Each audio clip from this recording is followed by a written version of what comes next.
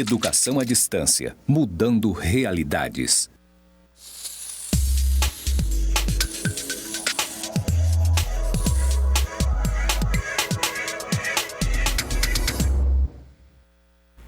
Olá, muito prazer. Meu nome é Frederico Greco. Eu sou mediador de conflitos certificado pelo Tribunal de Justiça de Minas Gerais. Nós agora vamos começar a nossa terceira videoaula. Estamos aqui novamente com a professora Rosilene, nos acompanhando, nos assessorando. Obrigado, professora. Então, pessoal, nós começamos essa caminhada aí, que é o início de um percurso de capacitação de um mediador conselheiro. Penso que vocês já devem ter lido a apostila, visto alguns dos vídeos que estão indicados na apostila. Nós tivemos as nossas duas primeiras aulas. Na primeira aula nós vimos sobre a relação da mediação de conflitos com a doutrina da proteção integral das crianças e dos adolescentes. Vimos sobre comunicação não violenta e comunicação violenta, sobre teoria do conflito. No segundo encontro nós adentramos nos princípios da mediação de conflitos, que servem de segurança tanto para o mediador como para os participantes da mediação. E vimos sobre as habilidades do mediador, quais são as habilidades que o mediador deve desenvolver para praticar a mediação. E hoje, na teleaula número 3, o conteúdo é as fases ou estágios do procedimento de mediação. E os objetivos dessa teleaula 3 o objetivo é identificar as fases ou estágios que ocorrem durante um procedimento de mediação. Então vejam, quando nós falamos em fases ou estágios de uma mediação, nós estamos falando do tempo da mediação. Como que a mediação vai acontecer ao longo do tempo, né? Então, existe uma sequência lógica do que o mediador deve fazer no início, do que logo vem em sequência, e depois, e chegando para o final, o que deve ser buscado. Então, essa divisão do procedimento de mediação em fase ou estágios visa a dar um norte do que deve acontecer no trajeto, ao percurso do tempo. É claro que na prática, muitas vezes o diálogo ele acontece de maneira desordenada. As pessoas começam a falar do conflito e elas já querem talvez pular para o final, que seria uma maneira de pensar na solução do conflito. Isso vai acontecer, mas a ideia da gente pensar da mediação com fases ou estágios é tentar segurar isso, segurar essa antecipação, essa vontade de decidir o conflito e ir refreando o tempo ali do diálogo e da mediação. Bom, quais são as fases do procedimento de mediação? Nós temos aí que a mediação deve acontecer seguindo determinadas fases de amadurecimento do diálogo entre os conflitantes. Em resumo, essas fases acontecem assim: 1. Contatos iniciais entre o mediador e os conflitantes. 2. Coleta e análise dos dados básicos sobre o conflito. 3. Projeto de um plano de mediação. 4. Sessão conjunta de mediação. 5. Definição das questões e organização da agenda. 6. Revelação de interesses e necessidades ocultos. 7. Geração e avaliação de opções de solução. E 8. Formulação de um acordo final. Então vejam, todas essas 8 fases do procedimento de mediação, a ideia é mensurar o que deve acontecer aqui naquele momento do diálogo, para que se tenha uma sequência lógica, uma cadência, né? Nem sempre na prática vai seguir essa cadência. Aí então o papel do mediador é trazer os participantes talvez para um estágio anterior. Se eles já começam a falar do conflito e logo já querem resolver, chegar num acordo, o mediador fala: não, espera um pouco, primeiro vamos aprofundar esse diálogo, vamos seguir essa sequência dessas fases que estão colocadas. Então essas fases também servem para ajudar o mediador a conduzir o diálogo. Então vamos entender cada uma delas. Na primeira fase, a primeira fase, que nós chamamos de contatos iniciais entre o mediador e os conflitantes, é o primeiro momento do mediador com as pessoas envolvidas no conflito. O ideal é que o mediador converse individualmente com cada um e que cada um diga inicialmente o que pensa e sente sobre aquela situação. O mediador deve ajudar na identificação das pessoas que estão direta e indiretamente envolvidas naquele conflito e convidá-las para essa conversa individual. Além disso, nesses primeiros contatos, o mediador deve desenvolver o que se chama rapport, que é o grau de liberdade experimentado na comunicação, o nível de conforto da pessoa na presença do mediador, o grau de precisão naquilo que é comunicado e a qualidade do contato humano. Aqui o mediador deve começar a praticar as habilidades de um mediador. Pois bem, pessoal, nessa primeira fase de contatos iniciais entre o mediador e os participantes, a ideia é que o mediador receba essa família, esses membros dessa família no conselho, com acolhimento, com compreensão, com escuta ativa, né? Então, vamos pensar num caso hipotético aqui. Vamos supor que uma mãe chega até o conselho com o nome fictício Dona Laura. A Dona Laura chega até o conselho reclamando do relacionamento dela com a filha, que a filha não quer ir para a escola, que a filha mente para ela o tempo todo, que da última vez elas quase tiveram um conflito mais grave de discussão. Então, o mediador vai receber a Dona Laura e vai começar esses contatos iniciais, né? Ele vai fazer perguntas abertas e procurar praticar a escuta ativa, vai falar algo do tipo: me conta, Dona Laura, o que tem acontecido com a senhora e sua filha, né? Vamos supor que o nome da adolescente, a filha da Dona Laura, seja Lara. O que tem acontecido com vocês? E ela vai falar: essa menina mente para mim o tempo todo, já me ligaram da escola falando que ela tinha fugido da escola para matar a aula. Ela mente, ela fala que está na escola e não está, ela fala que está na casa de um amigo e não está. Eu já não sei mais o que eu faço com essa menina e tal. E aí o mediador vai perguntando, vai tentando entender o sentimento dela.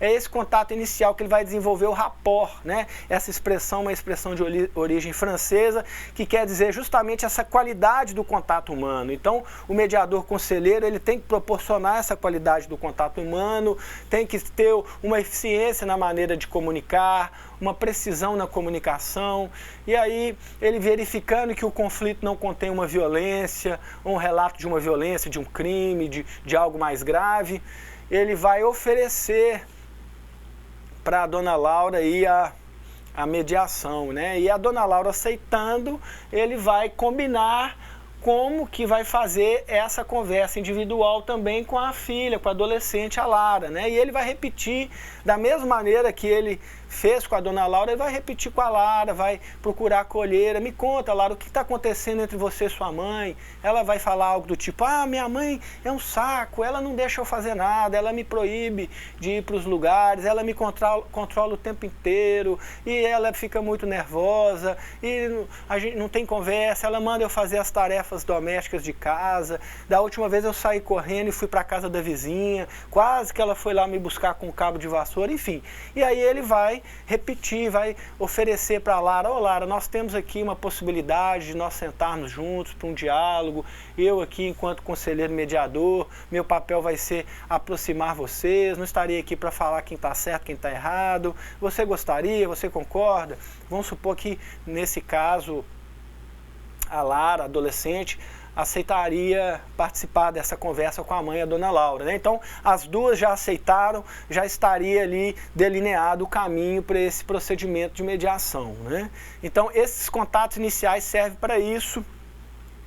Logo na sequência, depois desses contatos iniciais, nós temos a segunda fase do procedimento, que é a fase de coleta e análise dos dados básicos sobre o conflito. A coleta de dados sobre o conflito vai permitir ao mediador identificar se o caso pode ser mediado, ou seja, se é um conflito com as características para mediação, que não tenha práticas de crimes ou violências, e quem são as pessoas envolvidas. Assim será possível delinear como e quando acontecerão as sessões individuais e a primeira sessão conjunta com todos os envolvidos, com todos os convidados, a depender da autonomia da vontade para participar. Observação: crianças e adolescentes devem participar sempre acompanhados de seus pais ou responsáveis e naqueles assuntos que forem de seu interesse e que eles possam compreendê-los. Então, depois desse contato inicial, o mediador passa por uma fase de coleta dos dados do conflito. Ele vai aprofundar ali a conversa sobre o que está acontecendo nessa relação, né? Então, especificamente essa relação entre a dona Laura e a Lara, né? Que são pessoas fictícias, nomes fictícios, né? Que nós já estamos usando para ilustrar o procedimento da mediação. Possivelmente, nesse segundo momento, o mediador iria fazer perguntas para a dona Laura, no sentido, mas me conta, o que tem acontecido entre você e sua filha? E ela traria relatos sobre o conflito, de modo que o mediador pudesse coletar mais informações e entender melhor esse conflito. Então ela poderia trazer algo do tipo, ontem nós fomos no supermercado e chegando lá a Lara me pediu para eu comprar uma água oxigenada para ela descolorir os pelinhos do corpo, e eu neguei, eu falei que não tinha dinheiro para aquilo, e na mesma hora ela fechou a cara e resmungou algumas palavras lá que eu nem ouvi o que foi, não sei se foi palavrão, se ela estava xingando, e saímos juntas do supermercado, ela muito brava, batendo o pé, e chegando em casa, eu querendo corrigi-la, querendo castigá-la, falei para ela arrumar a casa, varrer, limpar, coisas que normalmente a gente faz dentro de casa, e ela começou a fazer ali a contragosto e num determinado momento largou o serviço e foi para a casa da amiga dela, uma vizinha que mora ao lado, que é amiga dela. Ela sempre, muitas vezes vai para lá quando a gente tem discussões e conflitos, ela vai para a casa da vizinha, e eu fiquei com muita raiva e quase que eu fui lá atrás dela buscar a força, enfim. Então, nessa fase o mediador vai poder aprofundar um pouco mais no conflito. Às vezes isso pode acontecer no primeiro encontro, às vezes ainda nem está decidido se a mediação vai ser realizada ou não, porque o conselheiro está analisando o caso, se o caso pode ser usado aí a mediação para fortalecer os vínculos familiares, né? O que a gente precisa de entender é que essas fases são fluidas. Primeiro tem um contato inicial, o mediador começa a sondar, depois ele passa para um segundo momento que ele vai aprofundar na coleta dos dados desse conflito, né? E analisar se a mediação pode ser oferecida ou não. E uma coisa importante é o seguinte: o adolescente ele participa junto com os pais ou responsáveis, sim, mas nada impede de, em algum momento prévio ou durante a mediação, o conselheiro conversar com ele individualmente, por alguns minutos, por algum momento, para ele poder entender a perspectiva do conflito, a percepção que o adolescente tem desse conflito familiar. Até porque se ele ficar o tempo todo ao lado da mãe ou do pai, ele pode não falar aquilo que ele realmente pensa, ele pode ficar inibido pela presença dos pais, né? Então é possível sim, é até necessário em algumas situações que o mediador conselheiro faça essa conversa individual com o adolescente. Agora, sempre pensando que o objetivo maior é futuramente, no mesmo dia ou num outro dia, todos sentarem juntos e fazerem essa conversa, esse diálogo, né? E seguindo aqui no caso, depois da coleta, o mediador já tem condição de projetar um plano de mediação. O plano de mediação deve ser construído pelo mediador, mas com a participação dos envolvidos no conflito. Todo plano deve conter a identificação dos elementos da dinâmica do conflito. Quais são esses elementos? Questões ou pontos controvertidos, sentimentos, interesses, necessidades e opções de solução para o conflito.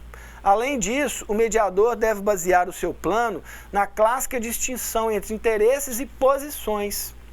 Interesses são as motivações ou as necessidades básicas dos conflitantes e que não estão sendo satisfeitas.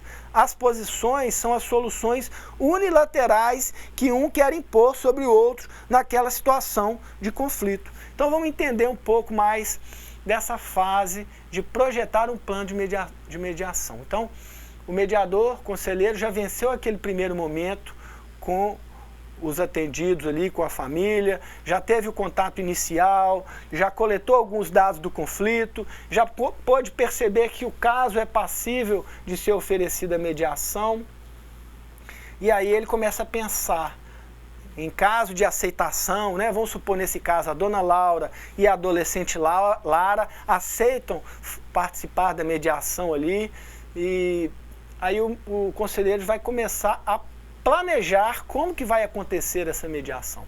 Então vamos supor que durante as conversas individuais preparatórias de pré-mediação, ou dos atendimentos iniciais, o contato inicial, ele tenha percebido que a Lara fala alguma coisa do tipo: ah, minha mãe não deixa eu ir para as festas, ela não deixa eu ir para o baile, para algum lugar, e ela proíbe tudo. E aí, o que eu fiz? Eu comecei a mentir para ela. Eu tive que começar a mentir, falar que eu ia para um lugar enquanto eu estava indo para outro.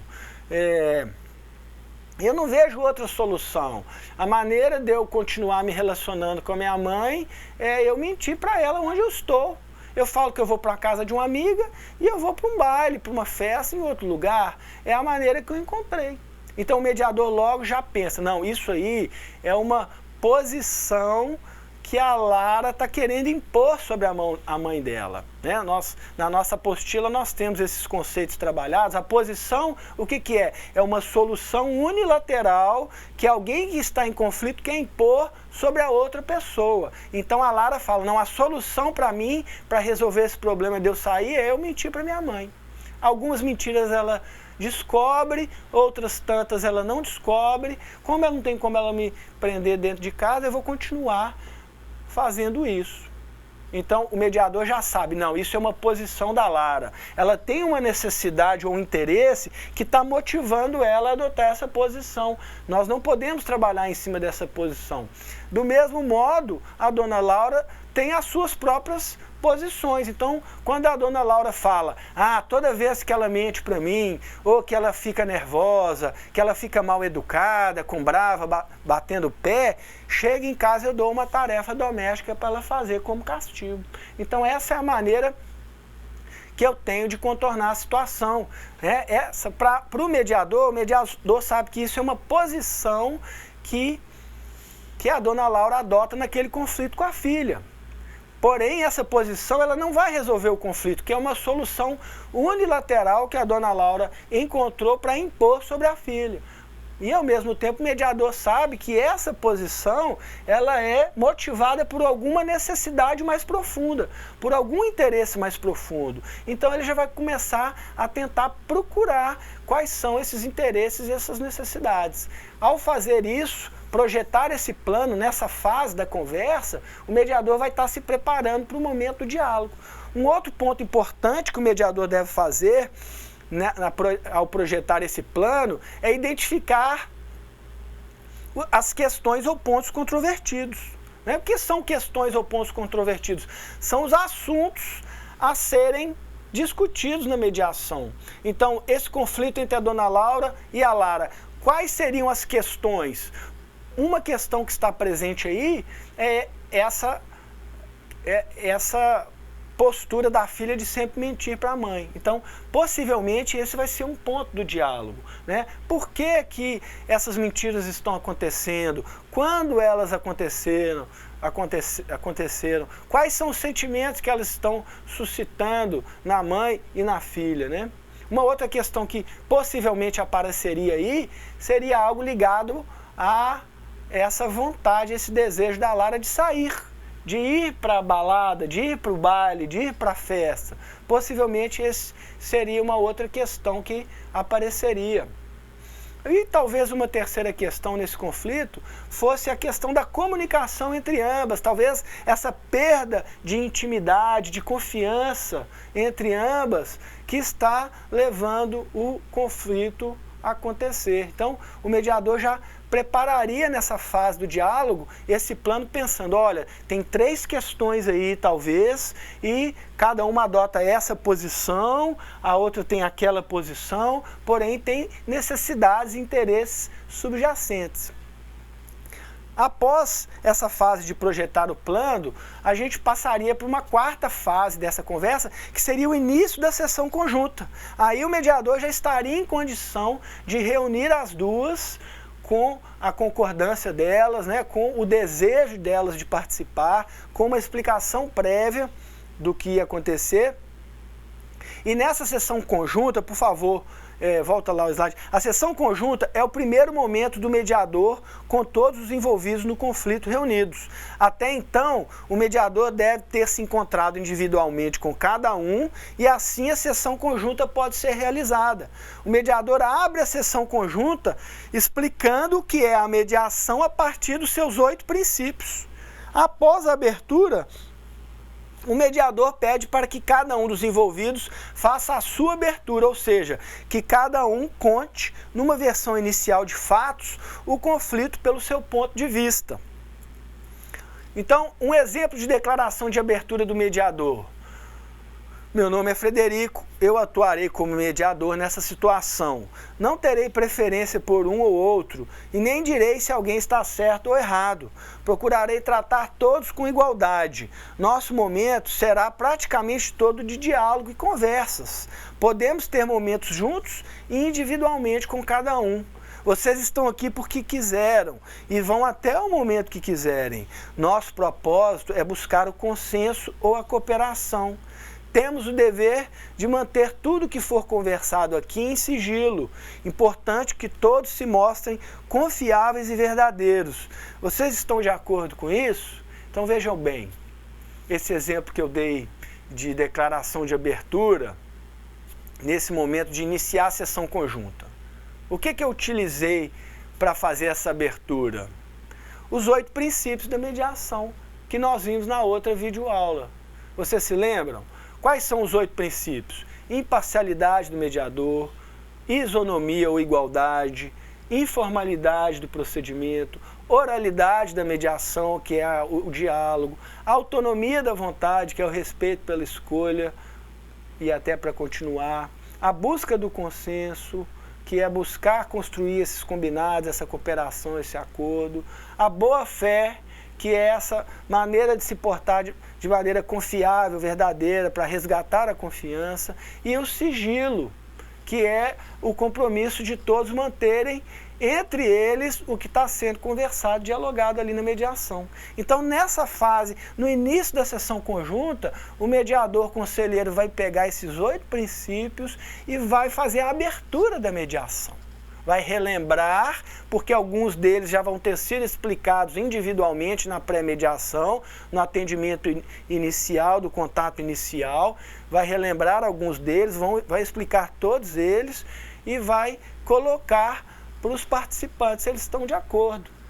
Isso vai dar segurança tanto para o conselheiro mediador, para fazer o momento de diálogo, quanto para os participantes, para os familiares também se sentirem seguros, saberem do que se trata aquele momento, como eles devem se comportar naquele momento. Então, uma vez feita essa declaração de abertura, o mediador fazendo essa declaração de abertura, ele tem condição de passar a palavra para cada uma das duas. Então, vamos supor, né?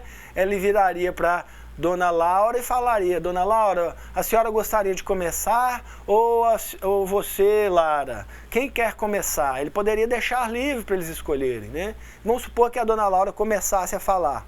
E ela começa falando: olha, eu não sei mais o que eu faço, nesse meu relacionamento com a minha filha está muito difícil. Desde que o pai dela faleceu, eu estou sobrecarregada, eu trabalho demais. E ela começou a mentir para mim. Eu descobri a primeira vez na escola, ela me falou que estava na escola e a diretora me ligou dizendo para eu ir até lá, que a Laura tinha saído para matar a aula, e desde então a gente tem tido vários conflitos, vários embates, eu proíbo ela de ir para os lugares, enfim. A dona Laura faria uma abertura da percepção dela daquele conflito.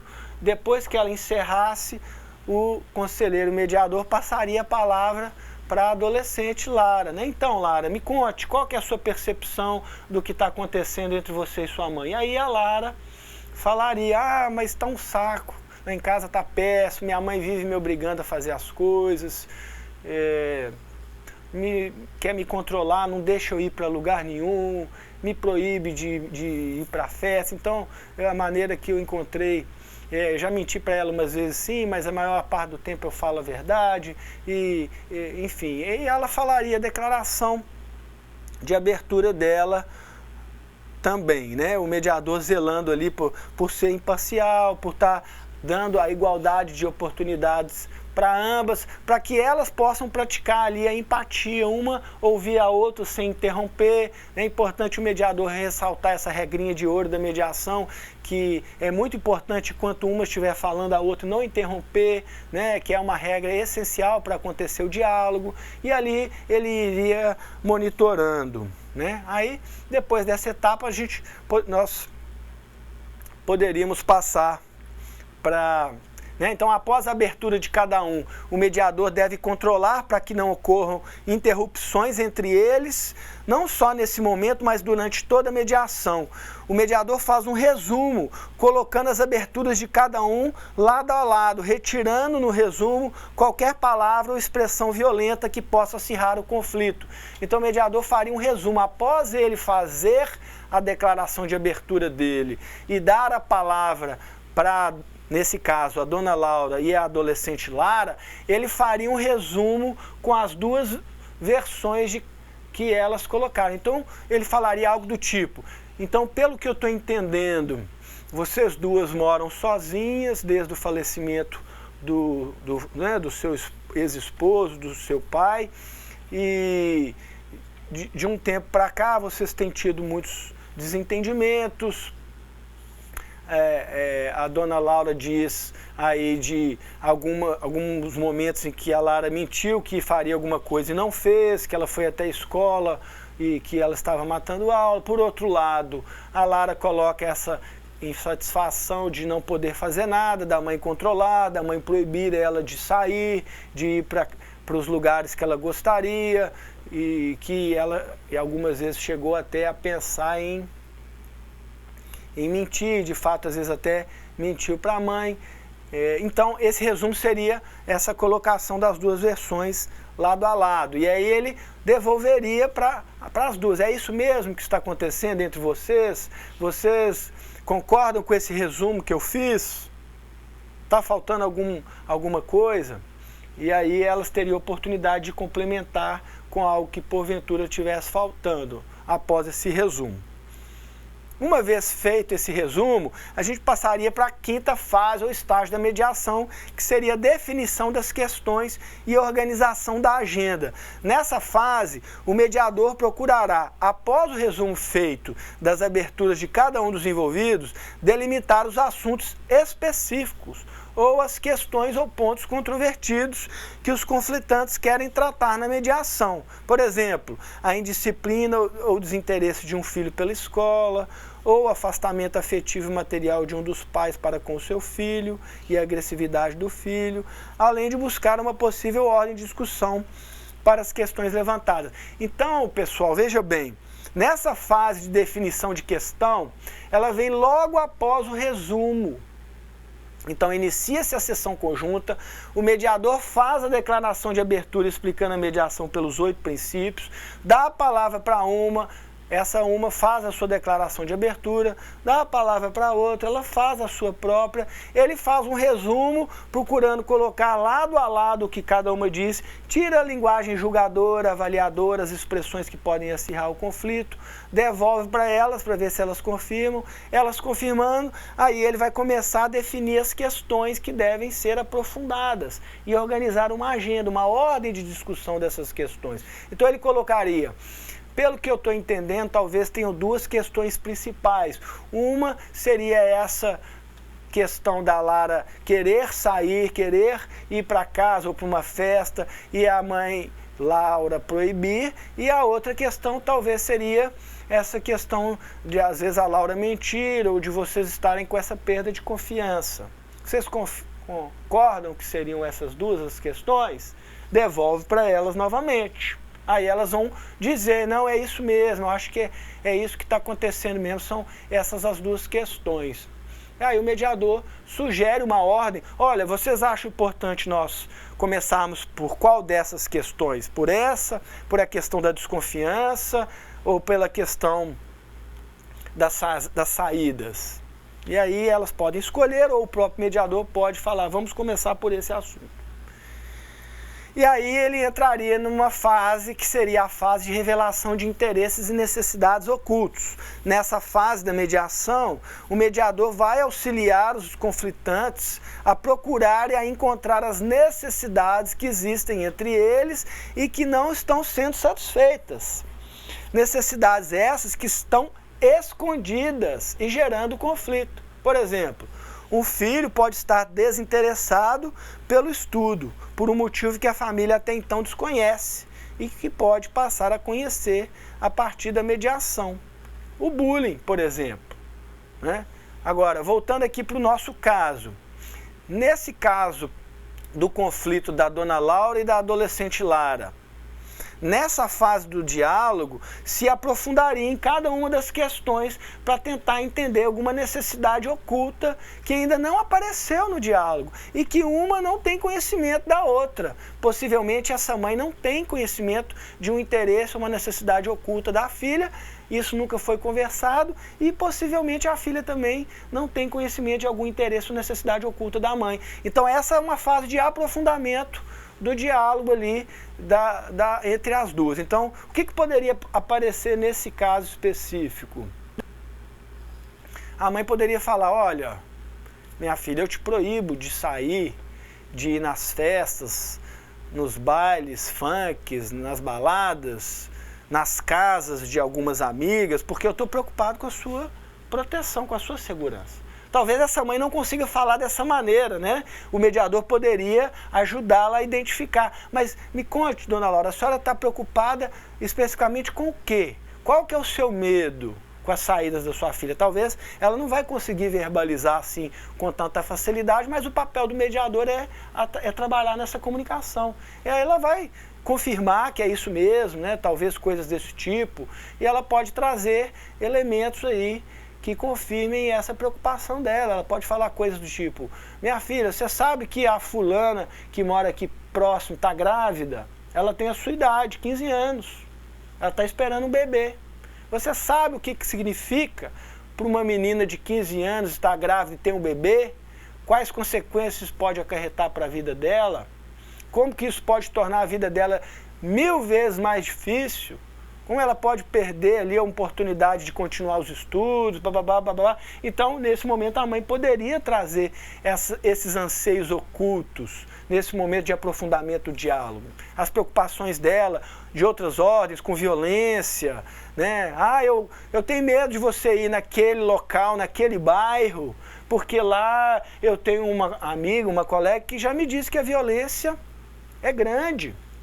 Então, eu gostaria que você evitasse de ir lá, se tivesse alguma festa, alguma coisa, né, não fosse lá. Então, eu tenho essa preocupação também. Não é só a questão de você ter uma gravidez indesejada, de você ter um namorado e se engravidar, que isso vai me pesar para mim, que eu cuido de você sozinha, né, eu sou doméstica, você sabe a minha luta aí, eu saio de casa cedo e volto tarde. Então, eu tenho essa preocupação, mas também tem uma preocupação ligada com a violência. E aí a Lara, por sua vez, nesse momento do diálogo, falaria também de necessidades ocultas que talvez ela nunca tenha falado para a mãe, nunca elas tiveram um diálogo desse tipo. Então ela poderia falar, mãe, mas eu preciso de sair, eu estou virando mulher, você não está vendo? Eu preciso de sair, de me divertir, de me socializar, né? Se eu falar para a senhora que eu não quero namorar, eu estou mentindo, eu quero sim. Mas tem maneiras, talvez, de fazer isso que as duas não conseguem conversar para evitar os riscos, né? Então, esse aí vai ser o momento, talvez, da Lara colocar para a mãe essas necessidades que ela tem, que a princípio pode parecer bobas, mas que nós sabemos que não são necessidades bobas, que são importantes. Todo ser humano tem uma necessidade de divertimento. Não é pouca vergonha, não é bobagem, né? Então, talvez nesse momento a Lara traria necessidades desse tipo e até para contestar talvez algum método de castigar que a mãe tem, que isso está levando ela a se afastar da mãe, ela se fechar para a mãe, elas estão perdendo a intimidade, o diálogo, porque a mãe às vezes muito irritada, sobrecarregada, usa do castigo em diversas situações durante o dia, durante a semana, que aquilo está desgastando o afeto que a filha tem em relação à mãe. Então, nesse momento do diálogo, o diálogo tem condição de ser aprofundado, revelando os interesses e necessidades ocultos de ambos.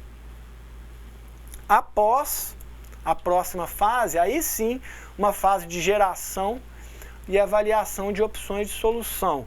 Nessa fase da mediação, após as necessidades ocultas terem aparecido para todos os conflitantes, é possível que os participantes sejam capazes de pensar em soluções eficazes para os seus conflitos. É importante, primeiro, gerar mais de uma ou várias opções para depois avaliar qual ou quais são as melhores.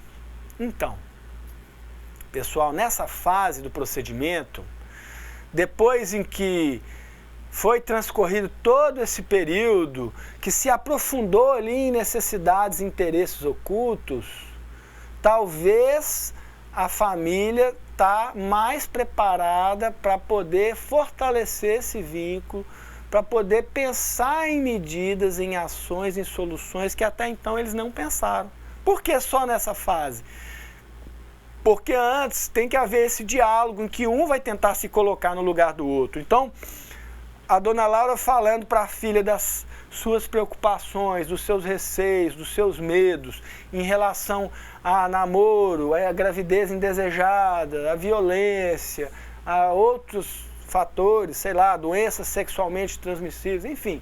Ela colocando esses interesses para a filha ouvindo, talvez a filha esteja em condição de compreender melhor a preocupação da mãe e até ajudar a mãe a pensar em soluções para essa questão, para lidar com esses riscos. O que elas podem fazer para diminuir ou zerar esses riscos que uma filha adolescente, que é criada por uma mãe sozinha, tem nas comunidades, nas periferias, nos bairros das cidades onde os nossos adolescentes, nossas famílias estão.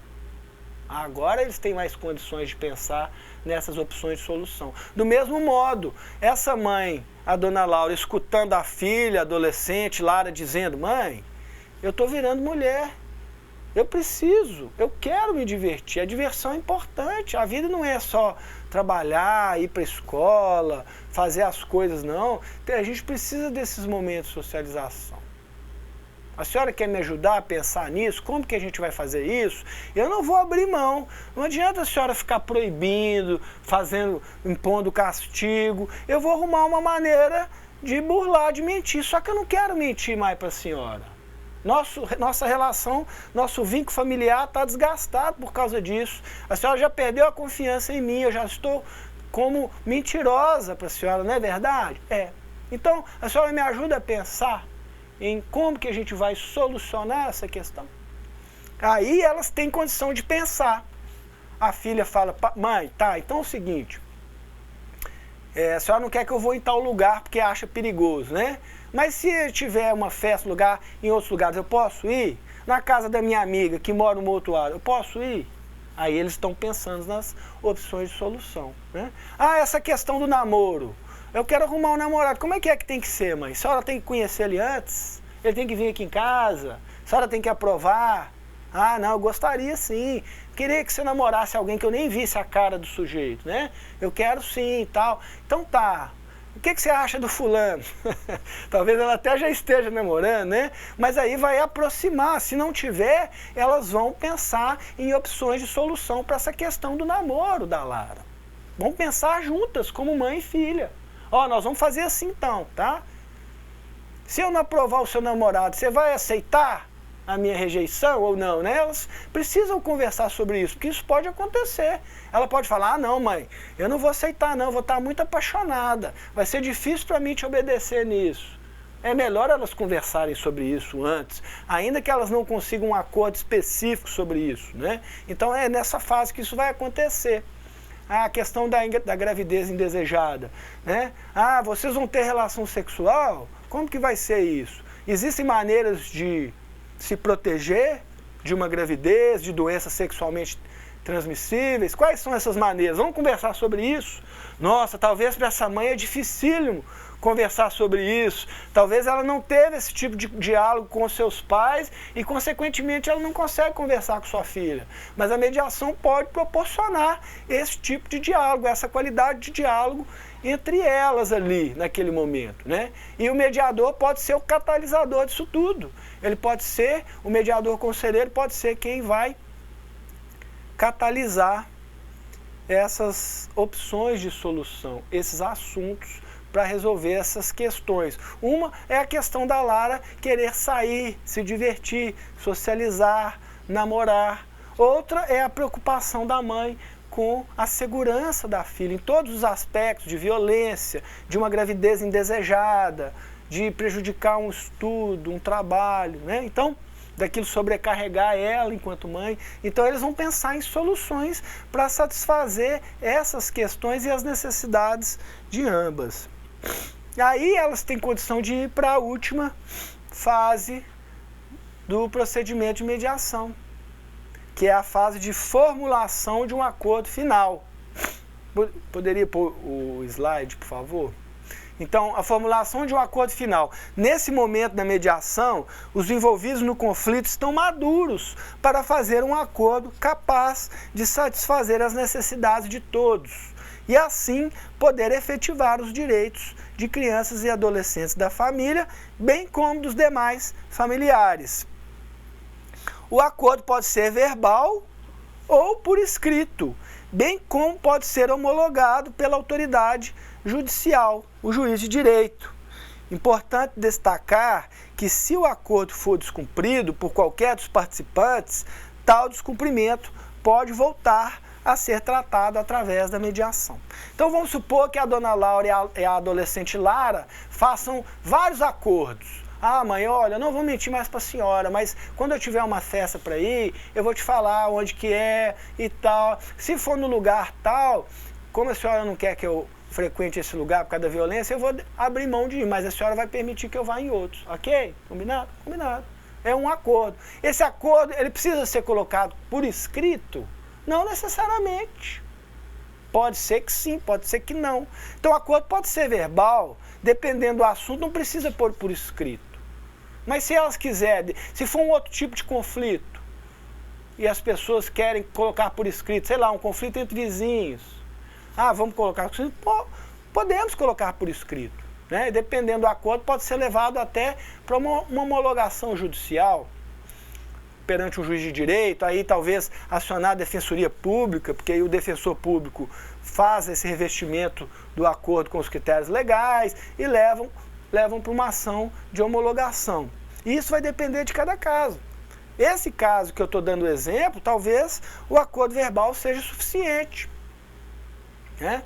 Talvez elas vão combinar, olha, então se você tiver de namorinho com alguém ou tiver prestes a querer arrumar um namorado, eu quero conhecer o namorado, vamos combinar, que dia que você vai trazer ele aqui para eu conhecê-lo? Eu quero conversar com ele, né? Quero olhar nos olhos dele, ver se eu achei ele uma boa pessoa, né? A mãe normalmente tem disso, né? Então esses são acordos que vão ser construídos nesse momento. Se o acordo é descumprido, vamos supor, se amanhã ou depois alguém não cumpre o que foi acordado ali durante a mediação, o ideal é que retorne para a mediação aquilo que foi desacordado, aquilo que foi descumprido. Futuramente, vamos supor, a dona Laura volta lá no conselho e fala, olha, estou tendo problema com a Lara. No início foi ótimo. Os primeiros meses estava uma maravilha. Ela estava fazendo direitinho, igual nós combinamos. Eu também estava fazendo. E aí, de repente, começou a aparecer uma mentira aqui, uma mentira ali, uma coisa que eu disse, que eu ouvi falar, que a vizinha falou. O ideal é voltar para a mediação. Então, o conselheiro traz novamente a Lara. Não precisa repetir todas essas etapas, desde lá dos contatos iniciais, coletar os dados do conflito, fazer um plano, sessão conjunta, revelar as questões, interesses ocultos, gerar opções. Não precisa passar por todas as etapas, porque já vai ter feito, mas o conselheiro mediador pode chamá-las novamente para retomar ali o que foi acordado. Tá? Então, qual que é a conclusão que a gente pode chegar? A mediação, ela pode ser um excelente instrumento a ser usado pelos conselheiros tutelares como forma de acompanhar aquelas famílias que estão passando por alguma situação conflituosa e que esteja prejudicando a efetividade dos direitos das crianças e dos adolescentes. A mediação pode ser um importante auxílio na efetividade da doutrina da proteção integral de crianças e adolescentes no nosso país. Bom, então, vamos finalizar por aqui. Agora nós vamos para fazer as atividades, a atividade específica, a terceira atividade, e voltamos em instantes. Obrigado.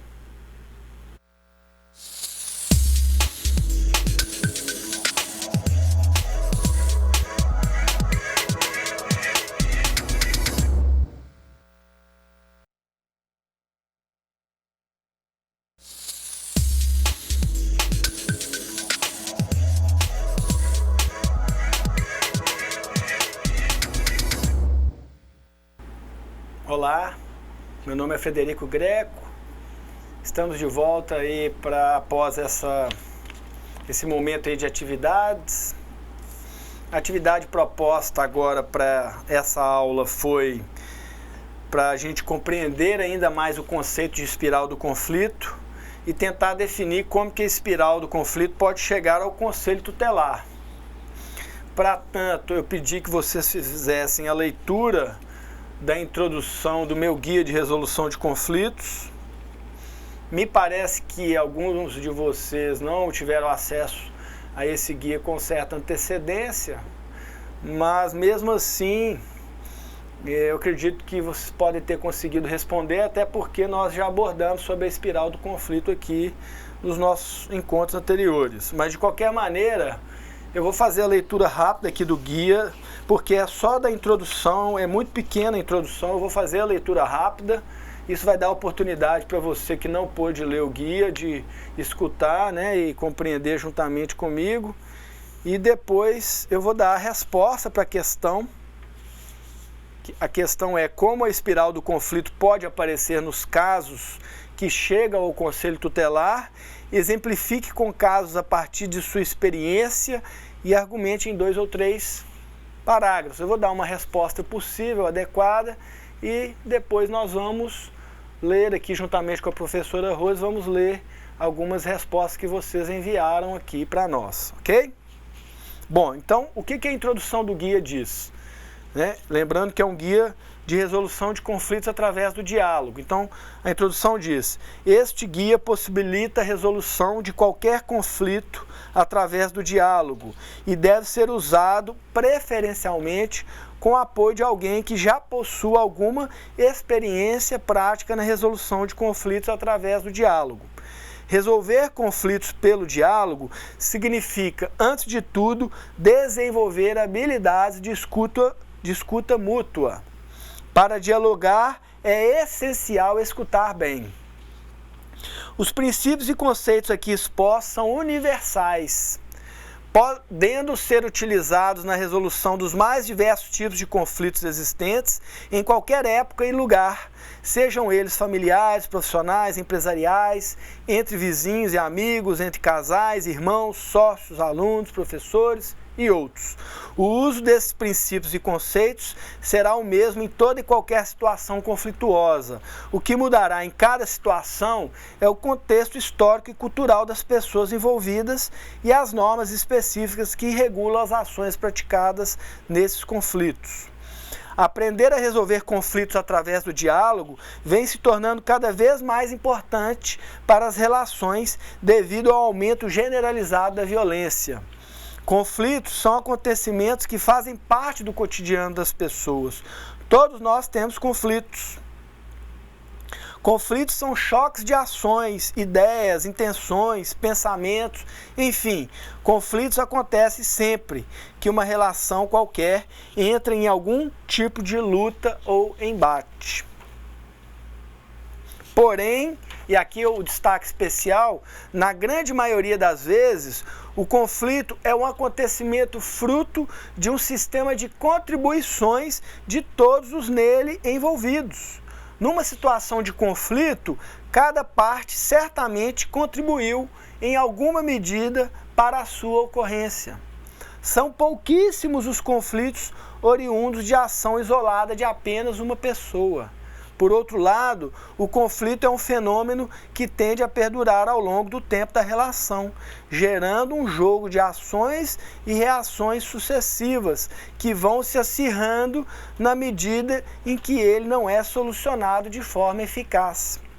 Por isso, precisamos desenvolver habilidades capazes de enfrentar o conflito de maneira efetiva, ou seja, pelo diálogo. Devemos procurar sair da resolução de conflitos que busca vencedores e vencidos. Essa maneira de lidar com conflitos pode torná-lo como uma enfermidade para os relacionamentos. Muitas das vezes, um dos envolvidos usa uma punição para tentar resolvê-lo, mas assim, geralmente, os ânimos se acirram. A aplicação de alguma punição, em muitos casos, tende a agravar e não a resolver o conflito. Por isso, a importância de usar o diálogo para compreender as verdadeiras causas dos conflitos, ao invés de simplesmente punir, para que esses não se agravem com o tempo. Ok? Eu vou ler até aqui. Tem os últimos 2 parágrafos aqui que não são tão importantes para a questão proposta. Depois vocês podem ler aí em casa. Acabamos de postar aqui o guia em PDF aí no grupo e eu acredito que também deve estar ou estará disponível no AVA, ok? Então a questão é: como que a espiral de conflito pode aparecer nos casos que chegam ao Conselho Tutelar? Exemplifique com casos a partir da sua experiência. Então, na verdade, são 2 questões. A primeira, para você pensar como que ela pode aparecer no conselho, e a segunda, para você tentar lembrar de algum caso que você já atendeu enquanto conselheiro, que pode ter uma espiral, que aquele caso poderia ter comportado uma espiral dentro dele, ok? E aí, tomando sempre o cuidado com o sigilo do caso, com o sigilo dos nomes, né? Se você quiser usar algum nome, troque o nome, põe um nome fictício para a gente estar zelando aí pelo sigilo.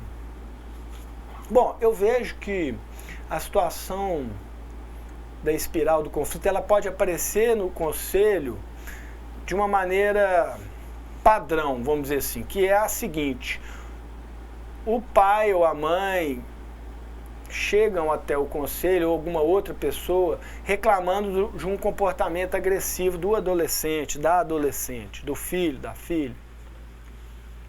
Porém, esse comportamento agressivo, segundo a espiral do conflito, segundo a visão da mediação e de outros métodos dialógicos, ele não é decorrente da ação isolada do próprio adolescente ou da adolescente, não é. Ele é fruto de um sistema de contribuições de várias relações anteriores. Então, possivelmente, esse comportamento dito agressivo do adolescente, ele sofreu a contribuição de ações dos adultos daquela relação, dos seus pais, de outros atores ali, de outros adultos que se relacionam com aquele adolescente, seja na escola, seja em algum outro contexto qualquer. Então, o que é importante a gente notar enquanto conselheiro, mediador, é que a ação isolada de um adolescente, o comportamento isolado, ele nunca é isolado. Ele é um reflexo de um sistema de contribuições mais amplo.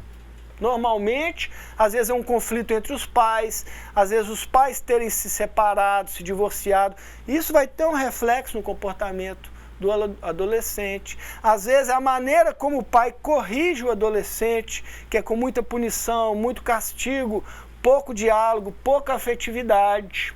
E isso vai acirrar ainda mais aquele conflito, aqueles comportamentos que os pais não querem, de alguma maneira eles não estão contribuindo para acontecer na vida do seu filho, da sua filha. Então a gente tem que ter essa visão problematizadora. Quando um relato de um conflito chega até o conselho, quase sempre existe uma espiral por trás. E nessa espiral, os adultos daquela relação são os principais responsáveis. Pessoal, nós precisamos entender que o direito da criança e do adolescente no nosso país, ele só vai ter efetividade e crescer quando nós adultos assumirmos as responsabilidades que nós temos nessas relações.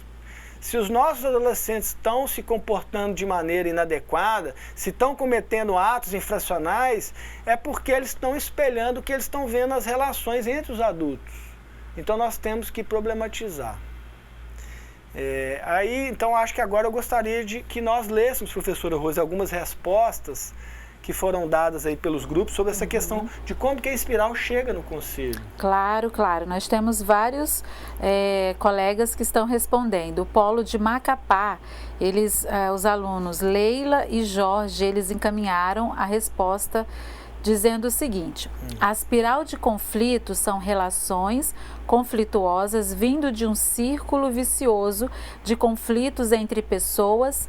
É preciso lançar mão do princípio da imparcialidade, facilitando assim a ação do conselheiro e ainda a mediação de forma concisa, como por exemplo, um adolescente que vive em um ambiente onde a mãe e o pai vivem um conflito amoroso, que é a violência física e psicológica. É importante o tratamento terapêutico com o casal e o adolescente, a fim de sanar qualquer problema de convivência familiar. Então, ótimo. Veja bem, o pessoal da onde? De Macapá. De Macapá. Foi ressaltado um ponto importante. Para eu poder acessar a espiral do conflito enquanto conselheiro, eu preciso me recuar um pouco. Eu preciso agir um pouco ali na escuta mais imparcialmente. Porque se no primeiro relato que alguém traz para o conselho dizendo que o fulano fez algo que está errado, se eu concluo isso de uma maneira rápida, eu vou me tornar parcial naquela situação. Eu vou falar, realmente ele está errado. Ele não deveria ter feito isso. Só que muitas vezes, tudo bem, a pessoa pode agir de maneira errada, o adolescente pode agir? Pode, claro. Mas muitas vezes, eu fazendo isso, eu vou deixar de compreender o que está por trás dessa ação errada, o que está por trás dessa espiral, essa espiral de conflito, né? Então, interessante o grupo ter ressaltado aí essa postura mais imparcial que o conselheiro deve ter, né? Temos também os nossos cursistas ali do Polo Boa Vista. Eles dizem o seguinte: a espiral de conflito é quando uma ação pode estimular uma reação severa, que por sua vez pode estimular uma ação ainda mais severa, conduzindo os envolvidos ao acirramento progressivo do conflito, que pode passar a conter atos violentos e até mesmo a morte. Como chega ao Conselho Tutelar a espiral de conflito? Através de denúncias próprias da família ou encaminhamento. Então, interessante, vocês trouxeram mais o conceito. Uma observação aqui, o termo, gente, é espiral, com espiral, não aspiral, tá? Uma outra expressão que pode ser usada para designar esse fenômeno é escalada do conflito. Então a gente pode usar tanto o termo espiral do conflito quanto o termo escalada do conflito. Ambos querem retratar a mesma situação. Uma ação gera uma reação, que por sua vez gera uma ação severa, que por sua vez gera uma reação ainda mais severa, e esse jogo de ações e reações vão se acirrando, o conflito vai se tornando mais severo, passando a conter atos de violência, de agressão mútua, e podendo culminar até numa violência maior, como a morte, como o homicídio, né? Então, o que o conselheiro precisa de identificar no atendimento é em que nível que está aquela espiral, aquela escalada. É possível ainda propor a mediação ou um momento de diálogo? Dependendo do nível que estiver a espiral do conflito, é possível sim.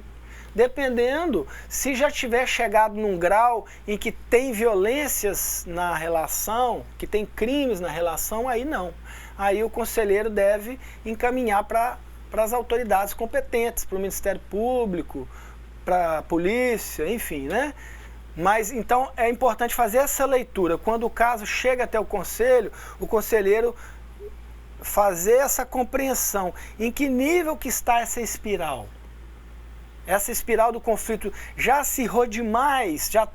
A relação já está totalmente tomada pela violência? Se estiver, então não vai ser ali talvez adequado fazer uma mediação. Pelo menos naquele momento. Pode ser que futuramente aquela família esteja mais preparada, mas naquele momento, pelo fato da relação estar viciada pelas violências recíprocas, vai precisar de um outro encaminhamento para a autoridade competente, até porque a lei exige, né? O próprio ECA determina que deve se encaminhar para que a autoridade, o Ministério Público, tome as providências cabíveis, né?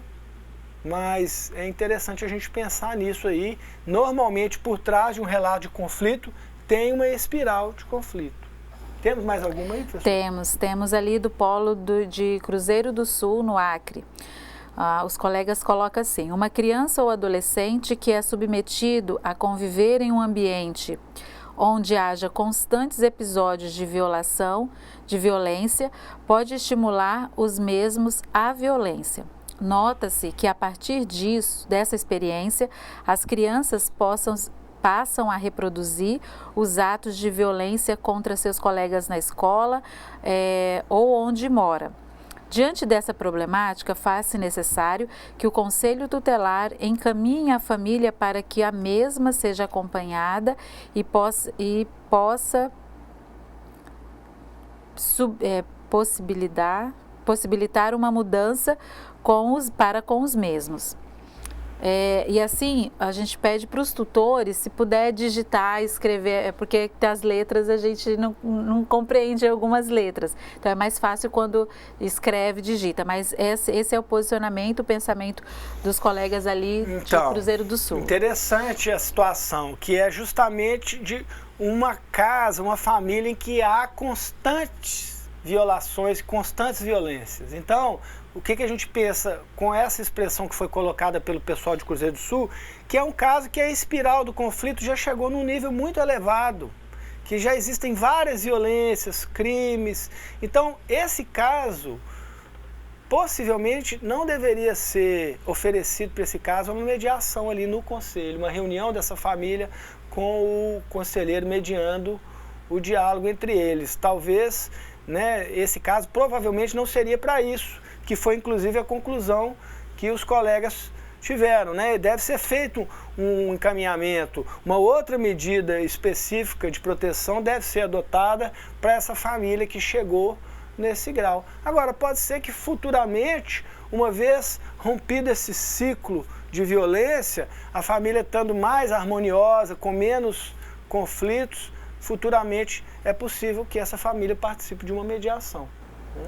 Muito bem, tem mais um aqui do polo de Rio Branco, que eles falam assim: foram comentados vários casos, porém com muita limitações e dúvidas em relação se a mediação de conflitos é atribuição dos conselheiros.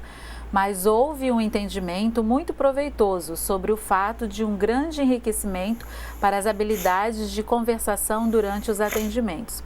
Ao conhecer os princípios e maneiras de se conduzir à mediação de conflitos, desenvolvemos análises e comunicações mais sensíveis no sentido de empoderar a família para que compreendam melhor seus problemas e assim também consigam visualizar formas não violentas de se comunicarem, resolvendo e ou evitando mais conflitos.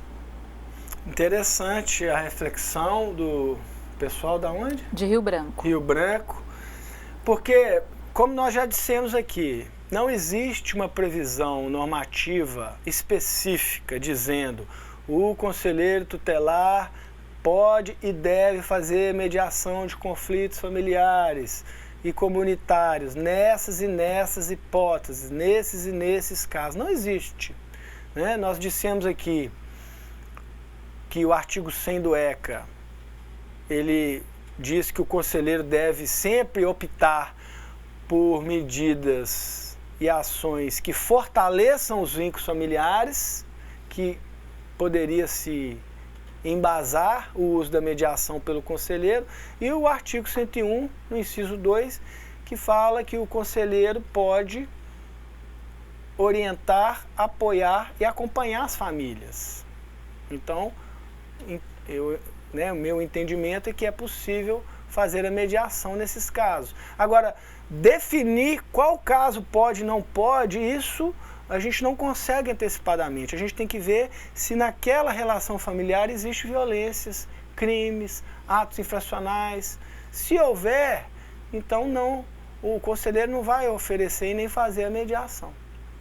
Se não houver, como alguns exemplos que nós demos aqui, aí ok, é possível fazer. Agora, um outro aspecto que está presente aí nessa questão é a capacitação que deve se buscar para fazer essa mediação.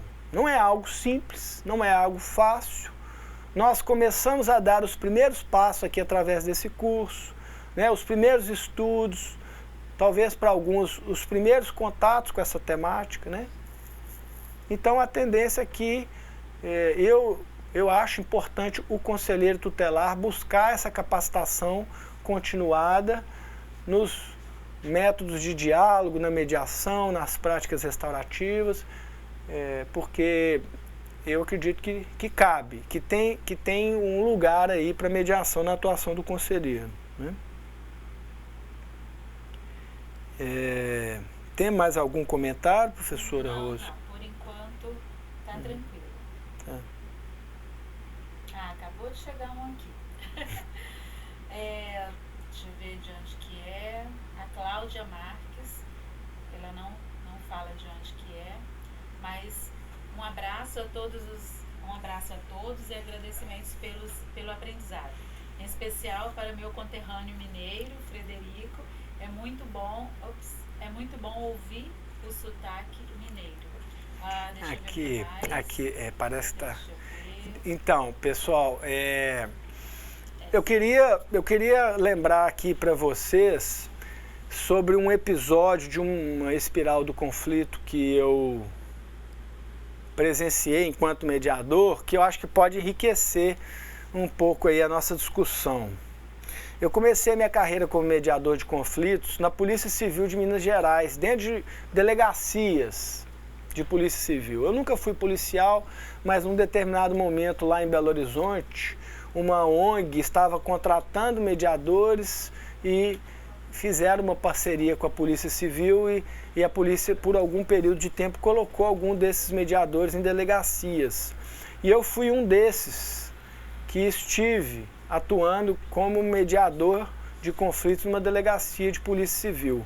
E eu lembro de um episódio bastante curioso e até engraçado para nós, para quem vivenciou não, que um belo dia um senhor chegou na delegacia falando que queria registrar uma ocorrência policial contra a vizinha dele. Segundo esse senhor, a vizinha estaria colocando carne podre próxima à residência dele, próxima à janela dele, com o ventilador apontado, de modo que o ventilador levasse o fedor da carne podre para dentro da casa dele, para a garagem dele. Ele chegou falando exatamente isso. Eu tomei um susto e falei, gente, não é possível. O que está acontecendo? A vizinha está colocando carne podre com o ventilador apontado para a sua casa, para o fedor, para o ventilador levar o fedor da carne podre para dentro da sua casa, é isso? Ele falou, é. Eu tenho uma carrocinha de cachorro-quente, eu vendo cachorro-quente. E eu tenho meus clientes. E ela está fazendo isso, eu acho que é para espantar os meus clientes. E aí nós vimos que era uma relação ali entre vizinhos, que poderia ser adequada à mediação. Nós oferecemos a mediação para ele. Ele aceitou a mediação. E aí nós convidamos essa vizinha para vir até a delegacia. Ela chegando lá, nós fomos escutá-la. E ela falou, olha, eu estou fazendo isso sim. Eu estou comprando carne, estou deixando apodrecer a carne na minha casa. E eu pego um ventilador, ligo, e o ventilador leva o fedor da carne podre toda para a casa do meu vizinho.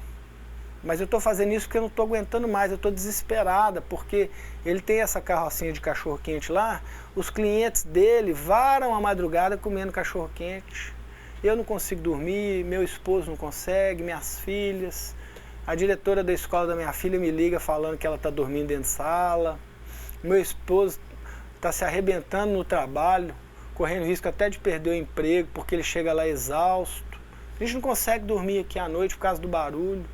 Eu já conversei com ele, já pedi para ele para ou mudar de lugar a carrocinha, ou até limitar o horário, não entrar na madrugada, ou os dias, mas parece que ele não me ouviu. Eu pedi para ele vir aqui em casa, nós éramos até amigos, para ele vir aqui, para ele escutar o barulho daqui, para ele ver que não é invenção da minha cabeça. E aí ela trouxe um relato de uma espiral de um conflito, né? E aí nós propusemos a mediação para ela, ela aceitou. Num terceiro momento eles vieram juntos para a sessão conjunta e ali nós pudemos conversar sobre esse conflito, de modo que eles resgataram a história do conflito, né? Então era uma história muito mais profunda. A ponta do iceberg, a ponta dessa espiral, era a carne podre com o fedor ali para espantar os clientes. Mas o que tinha por trás, né? Tinha toda uma história de ações e reações, e a história era até mais profunda, porque ele chegou a falar de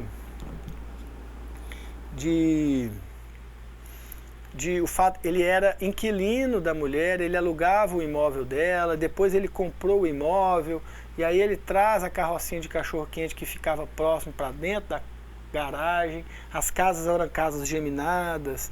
Então ele traz um relato muito grande de espiral do conflito. Então o que a gente precisa ter em mente para os conselheiros que estão no conselho tutelar é que muitas vezes esses conflitos que vão ser relatados, eles trazem uma espiral por trás. Se essa espiral tiver relatos de constantes violações e violências, o caso deve ser encaminhado para uma autoridade competente, para um tratamento terapêutico que seja. Agora, se não, o caso pode e deve ser mediado pelo próprio conselho, eu acredito, né? Professor, enquanto você está olhando aí, eu vou mandar um recadinho que falhou o microfone aqui, da colega Cláudia Marques. Ela manda um abraço a todos e agradece, né? E agradece pelo aprendizado que tem tido nesse módulo. Em especial para o meu conterrâneo, diz a Cláudia, né, mineirinho, Frederico Costa. É muito bom, é muito bom ouvir o sotaque mineiro. Obrigado, e também Cláudia. tem uns colegas que estão respondendo aqui pelo YouTube. O meu Nick Vieira, né, não colocou o polo dele, mas ou dela, né, coloca aqui o seguinte: um exemplo é um casal Um casal apresenta comportamentos agressivos com brigas constantes, por motivo de ciúme mútuo. Essa discordância entre o casal pode ser acentuada de tal forma que afete negativamente o cotidiano dos filhos dele. Este não tendo a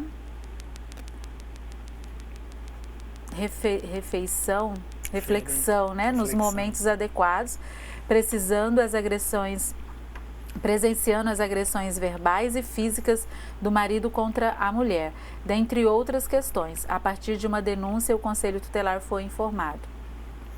Pois é uma situação comum em que existe uma espiral de conflito entre os adultos, né, os pais, ali, o casal, e que isso reflete no comportamento do adolescente, né? Isso é muito comum. Dependendo do que contém esse conflito desse casal, dependendo se há ou não violência, é possível usar a mediação, se não houver, né? Dentro disso que foi colocado, mais cedo nós recebemos aqui um comentário do campus Açailândia, no Maranhão, sobre a espiral de conflitos, falando, o Conselho Tutelar costuma receber as situações de violência onde o reclamante se queixa do comportamento agressivo do adolescente, seja rebeldia, fuga de casa, infrequência escolar ou até mesmo abandono. Com a escuta dos envolvidos no conflito, detecta-se que o adolescente é simplesmente vítima de várias violações que, consequentemente, causam a reação a determinados comportamentos naquele adolescente. Diante da constatação do espiral, o caso é encaminhado para o Serviço de Atendimento Específico, CRAS, CREAS e outros. Então, veja bem, é a mesma coisa. A queixa é que o adolescente está rebelde, o adolescente está fugindo, o adolescente não quer estudar. Mas muitas vezes esse comportamento que os pais estão se queixando é resultado desse sistema de contribuição dos adultos, né? E aí eu volto a frisar para a gente finalizar. O que tem que se analisar é se não tem violações e violências nesse conflito. Se não tiver, é possível chamar a família para o conselho, para o conselheiro fazer a mediação. A gente vai ficando por aqui. Eu espero que tenha contribuído aí com a formação de vocês. Professora Rose, muito obrigado, foi um prazer. E até a próxima aí, se Deus quiser. Então, gente, tchau. Foi um prazer, até a próxima, se Deus quiser.